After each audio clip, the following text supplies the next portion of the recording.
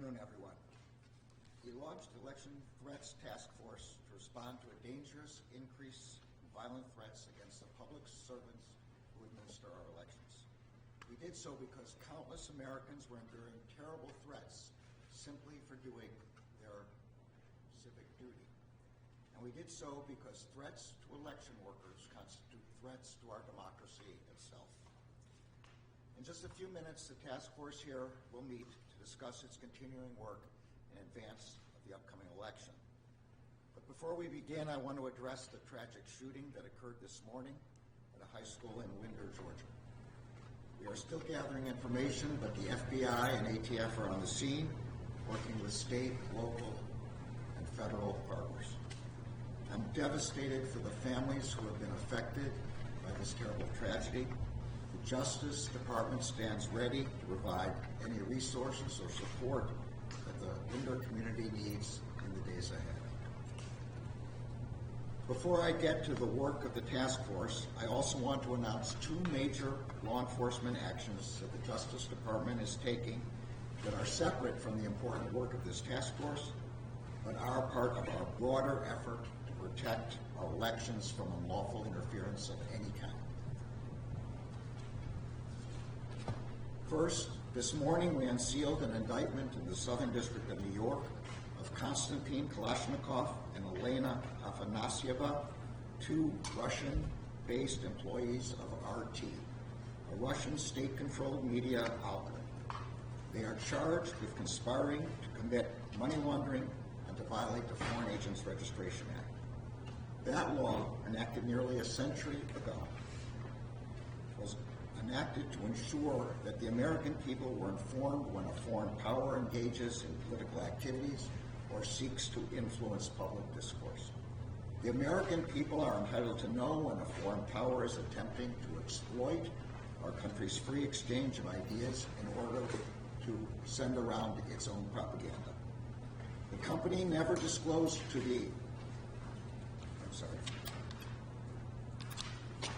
That is what we alleged happened in this case. In the wake of Russia's brutal invasion of Ukraine in February 2022, RT, which was then known as Russia Today, was dropped by its American distributors. The company ceased its formal operations in the United States, and the European Union, the UK, and Canada banned RT's broadcasting. But as RT itself has boasted, the government of Russia continued to use RT to direct disinformation and propaganda. In the wake of Russia's brutal invasion of Ukraine, RT's editor-in-chief said the company had built, quote, an entire empire of covert projects designed to shape public opinion in Western audiences.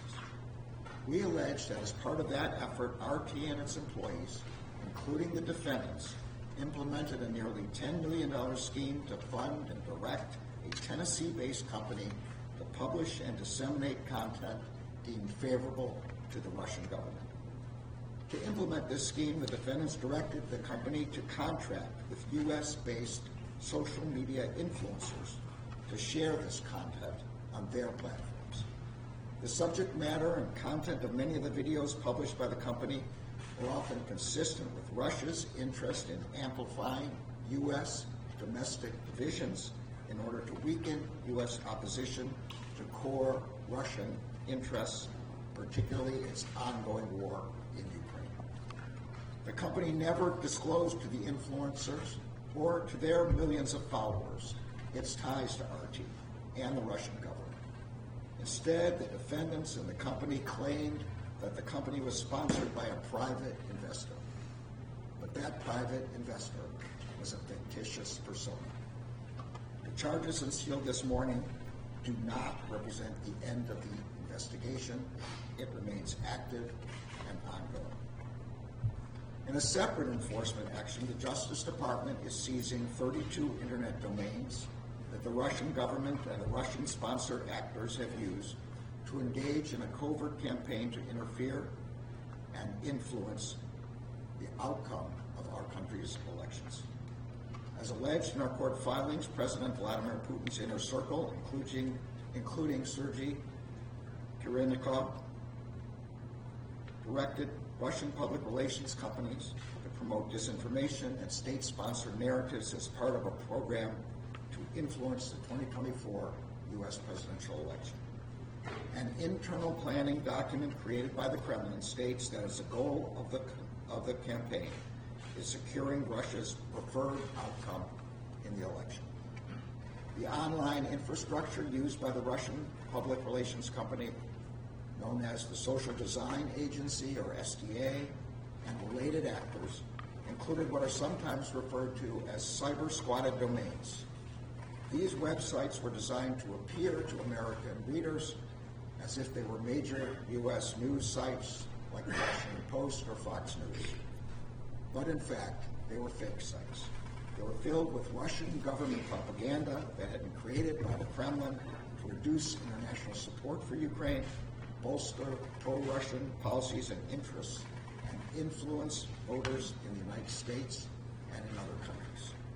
Internal documents of the Kremlin describe the content as, quote, bogus stories disguised as newsworthy events, close quote. This malign influence campaign has been referred to as doppelganger. The Russian public relations company drove viewers to these websites by deploying influencers and paid social media advertisements. They also created fake social media profiles, posing as U.S. citizens, post comments on social media platforms with links to the sites.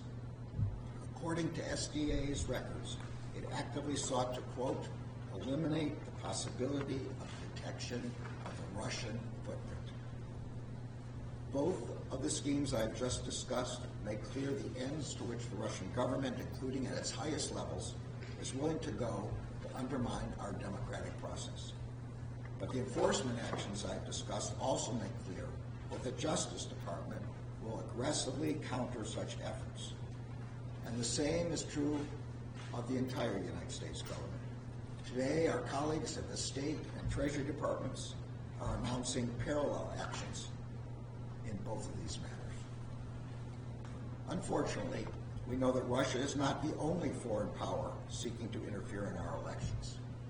As the U.S. intelligence community noted 2 weeks ago, we have observed increasingly aggressive Iranian activity during this election cycle.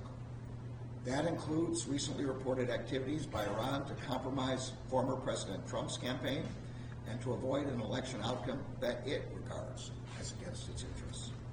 Those recently reported Iranian activities also include efforts to obtain access to individuals who themselves have access to the presidential campaigns of both political parties.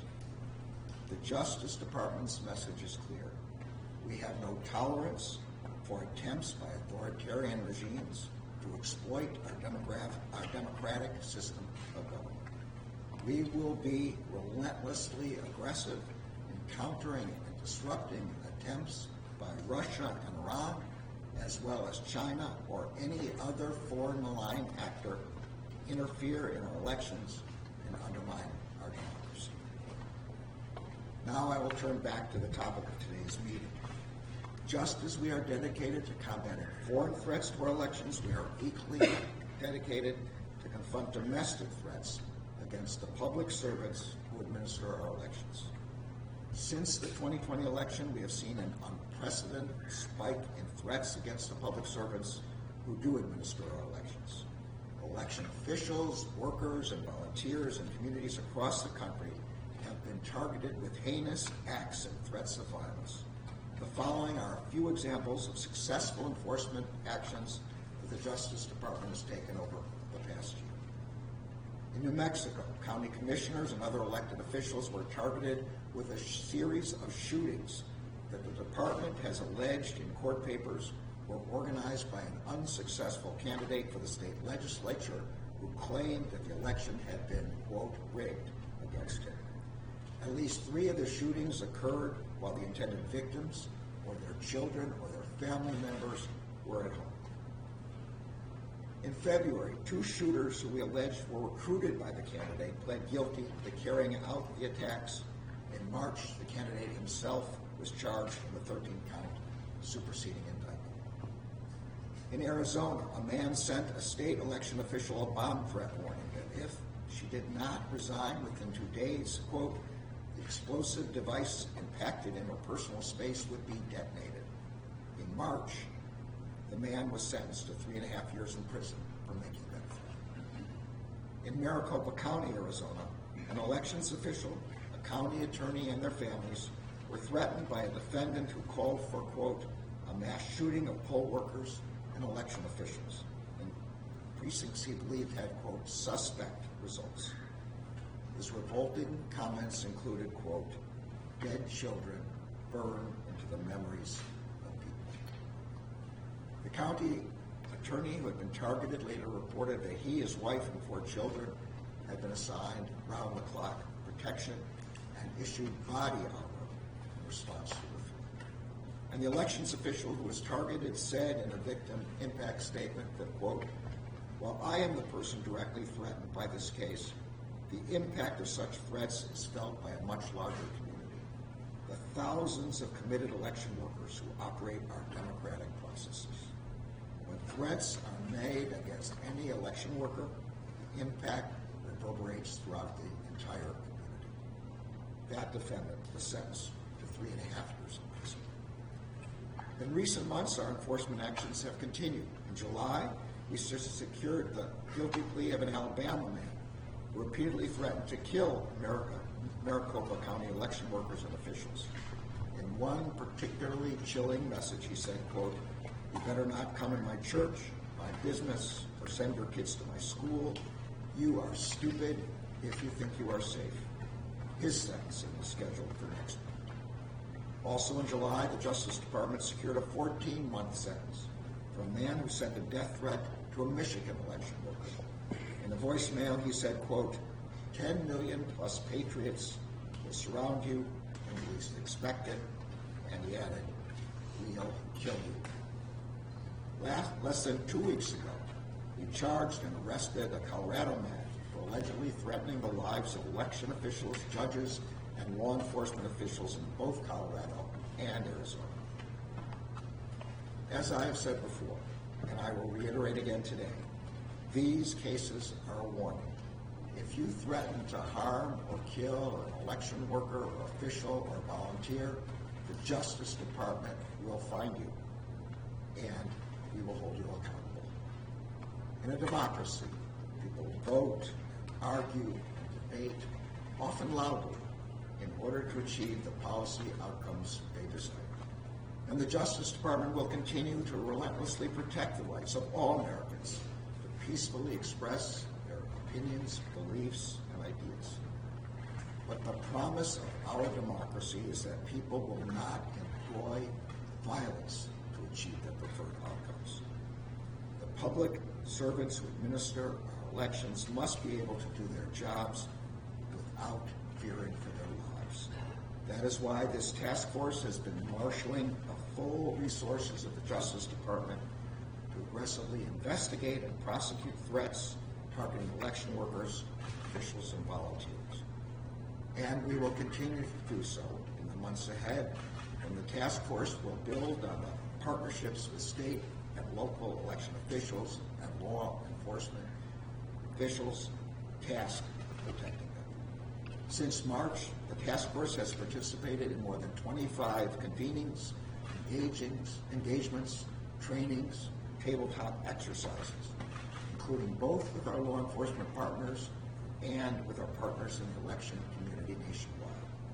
Over the next several weeks, task force representatives will be on the ground meeting with election workers.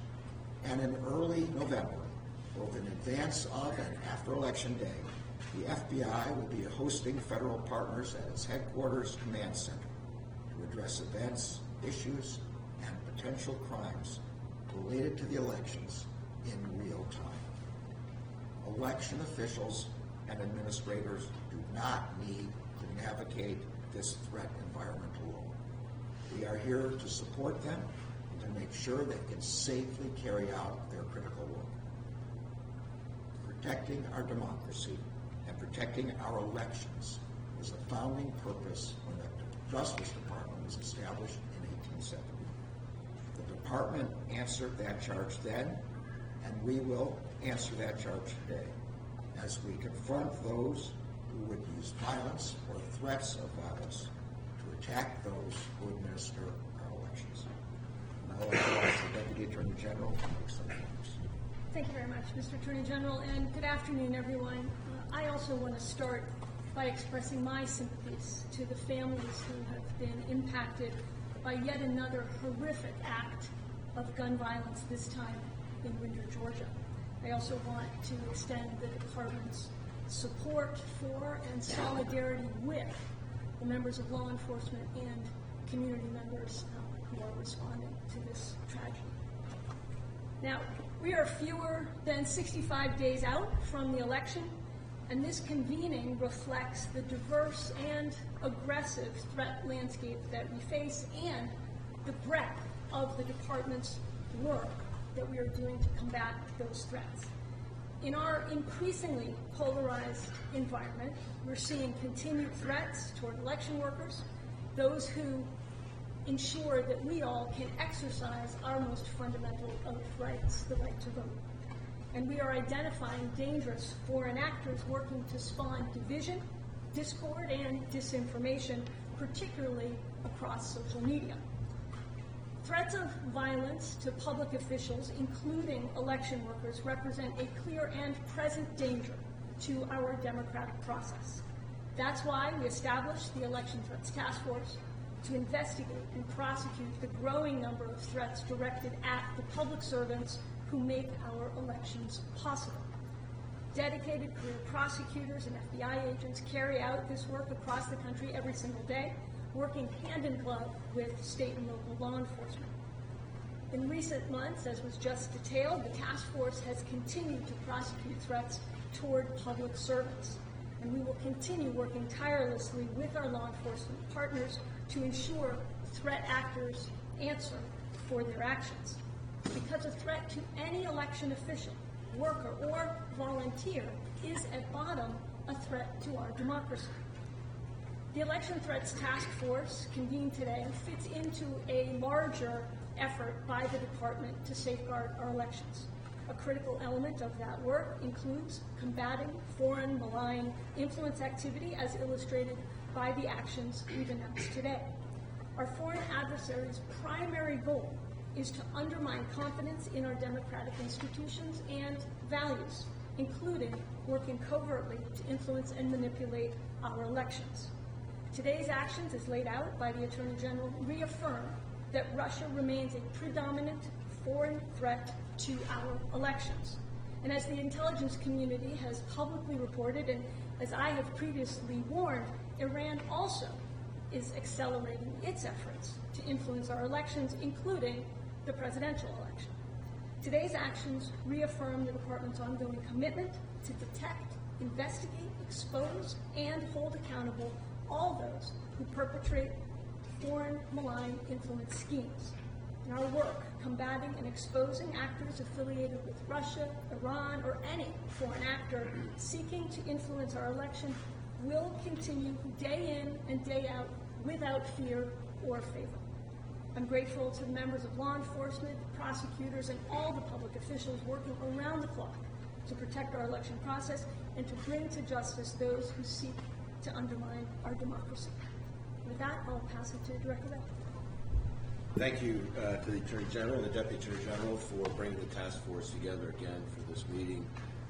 Before I dive into things, as you heard, FBI agents are on scene in Winder, coordinating with and supporting local law enforcement. Our hearts go out to the victims, the community, and all those affected by this awful, awful act. Here with the task force, I know this group is busy year-round working with our partners, especially our brothers and sisters in local and state law enforcement, who are often the first line of defense in protecting election workers from violence and threats of violence. And as we get closer and closer to Election Day, we're going to continue to step up our collective efforts to protect those charged with ensuring our elections run smoothly. As I've said before, election workers, many of whom are volunteers and all of whom are public servants, are the lifeblood of our elections. And we're committed to ensuring that threats directed at election workers receive the swift and thorough response they deserve. Of course, our commitment to protecting elections and Americans' right to vote extends to an even broader array of threats. Threats the FBI, as both a law enforcement and intelligence agency, will continue to work 24/7 to uncover and disrupt. That means aggressively combating attempts by foreign adversaries to undermine confidence in U.S. elections, sow discord, and damage our democratic institutions. The actions announced today focus on Russia, but Russia is by no means the only adversary we've seen try to meddle in our society and democratic processes. Just last month, for instance, the FBI, working with the broader intelligence community and CISA, called out Iran for targeting and attempting to compromise former President Trump's campaign. And we continue to keep a close eye on China's efforts to denigrate down-ballot candidates it sees as a threat, and on their broader efforts to sow discord. Whether it's China, Iran, Russia, or any other country, attempts to meddle in our elections or destabilize our free and open society represent attacks on our democracy. And as long as foreign adversaries keep engaging in these hostile influence campaigns, they're going to keep running into the FBI. Today, we're exposing 2 illegal Russian covert influence operations targeting the American public. The first was run by RT, formerly known as Russia Today. Now, for years, the Russian government has used RT to seed and amplify their propaganda narratives around the world. And while RT America suspended its official operations in the U.S.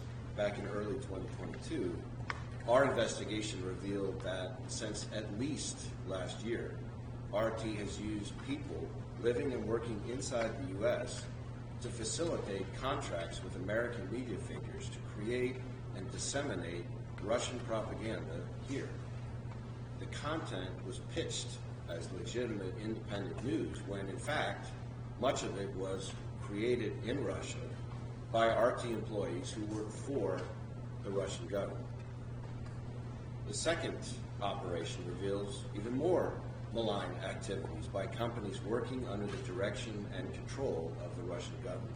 Companies that created media websites to trick Americans into unwittingly consuming Russian propaganda.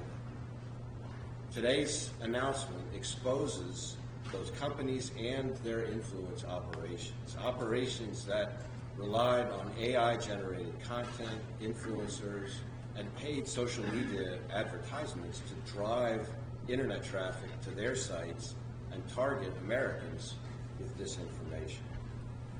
As of noon today, we've seized those sites, rendered them inoperable, and made clear to the world what they are: Russian attempts to interfere in our elections and influence our society. As the lead agency for investigating threats to U.S. elections, the FBI is focused on ensuring that our laws are respected and enforced. And when we learn that adversaries overseas are trying to hide who they are and where their propaganda is coming from as part of campaigns to deliberately sow discord, we're going to continue to do everything we can to expose their hidden hand and disrupt their efforts. I'll close by saying thank you again to everyone on the task force for the support you're providing us and for everything you're doing to instill confidence in our elections and ensure they're conducted in a way that is safe and fair and legitimate for the American people.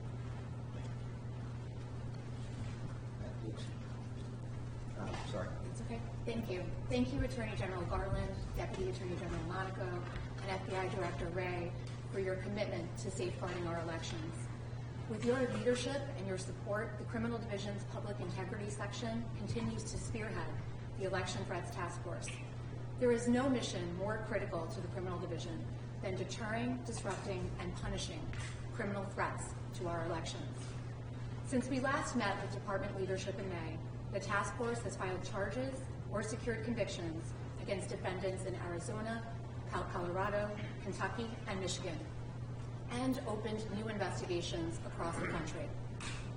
The task force is also preparing for Election Day.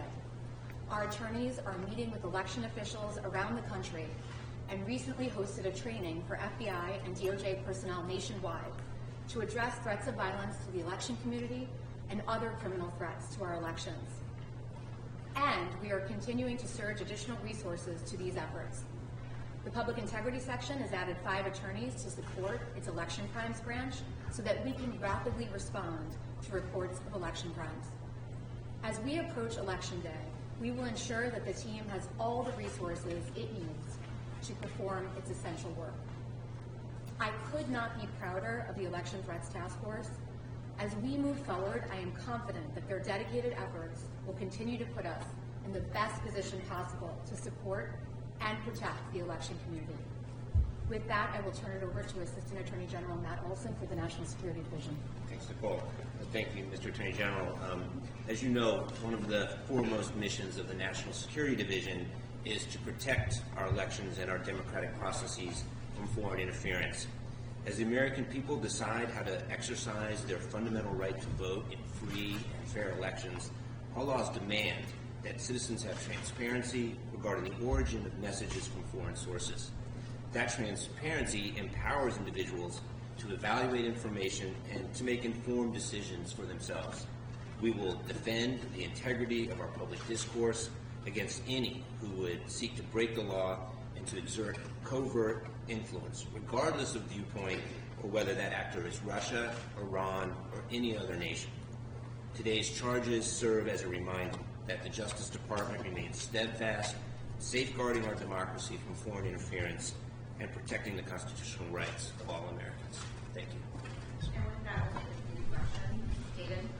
I have a question for Attorney General Garland and Director Wray. Attorney General Garland, Russia today sent a statement to Fox News and some other outlets here, mocking the situation. They had 5 bullet points or 6 bullet points that sort of said, ha, ha, ha, ha, ha, ha. 2016 wants its cliches back. In all seriousness, there is a subsection of the country that when they hear Russian interference, they may believe that it's not true, it's not a real thing. How do you assure people this is a real situation? I'm sure that was much funnier in the original Russian, but for us it's not funny. This is deadly serious, and we are going to treat it accordingly. Director Wray, if I can ask you, you've been talking about China for years now and the threat of China. Also Iran, both briefly mentioned Iran and potential influence there. What is your message directly to the leaders of China and Iran who are watching through that camera lens right now? What do you want to say to them over the next few months and beyond? Knock it off. As long as adversaries keep trying to influence and interfere in our society and our democratic processes, they're going to keep running into the FBI. We're going to keep calling it out. And I think nations around the world have started to also see the same activity. It's not the kind of activity we would expect from nations that want to play in the first world space. Next question, Alana. General Garland. I'm wondering if you can talk about how the Russian effort to influence the election has changed from prior election cycles. What new strategies are you seeing the Russians deploy this year? Well, I'll talk generally about it, and I'll turn it over to the FBI director and National Security director if they want to chime in. Look, it's an acceleration of, and it's an increased sophistication of, and it's use of AI and cyber techniques that were not available in earlier elections. So we're just seeing more and more. It's coming faster and faster. It's now AI fueled. They're now using bot farms in a way that was not possible before. And therefore, it's a bigger threat than it ever was before. I would just say that the reality is that Russia has meddled in our society and tried to sow discord for decades. Really what we're seeing is just more tools in the toolbox with the advent of technology. First it was social media, which provided a bullhorn, and now, as you've heard, AI is its own amplifier. And so whether it's shell companies, fake personas, secret distribution networks, the point is not the message itself. The point is the hidden hand of the Russian government, which deceives Americans into thinking that they're getting information from American sources when in fact it's coming from the Russian government. Gary? Mr. Attorney General, tomorrow is the first hearing in the January 6th case against the former president since the superseding indictment against him. He's called these new charges election interference and a violation of the Justice Department policy against doing something too close to the election. How do you respond to that, and how confident are you that your team has followed instructions from the Supreme Court following that decision? I stand by the actions of the special counsel. The superseding indictment is an effort to respond to the direct instructions of the Supreme Court as to how to effectuate a new indictment in an ongoing case. The special counsel is required by the regulations to follow the policies of the Justice Department, including the election sensitivities policies, and I'm quite confident that he did so. Last question, Pierre. In terms of the Russian interference, can you be more specific in terms of, is it beyond sowing divide, are they pushing a particular candidate this election cycle? What can you give us a sense about the ultimate goal of these actions? As I said, the effort in this case is to affect the preferred outcome in the presidential election. The documents that we are unsealing today, including the internal Kremlin documents, I point you to those to see exactly what's involved. More generally, the Director of National Intelligence has testified that Russia's preferences have not changed from the preceding election. Thank you, everyone.